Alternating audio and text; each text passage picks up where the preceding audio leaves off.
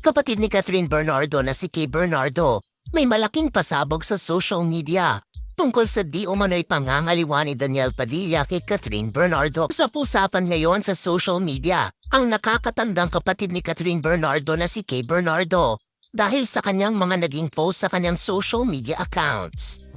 Makikita ang cryptic post ni Kay Bernardo sa kanyang Instagram at Facebook account. Lalo pang nakakaintriga ay ang naging caption ni Kay sa nasabing post. Pod pa dito napansin din ng mga netizens ay ang mga comments ng matatalik na kaibigan ni Catherine na si Trina Goitinco at Aris De Santos. May netizens ang naghihinalang pinatatamaan ni Kay si Daniel Padilla sa cryptic post niya. Ayon pa sa ilang mga netizens, lumalabas na mukhang isiniwalat ni Kay ang mga taon kung kailan nagtaksil o nagkaroon ng third party si Daniel kay Catherine Bernardo.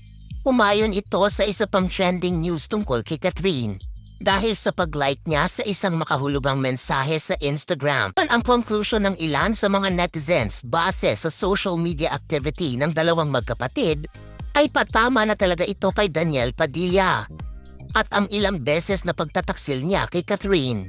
Ito ay nangyari matapos ang pag-unfollow ni Catherine Bernardo kay Daniel Padilla. Sa mga nasabing post, mukhang malalim ang pinaghuhugutan ni Catherine. Kumpirmasyon ito ng pangangaliwa ni Daniel kay Catherine.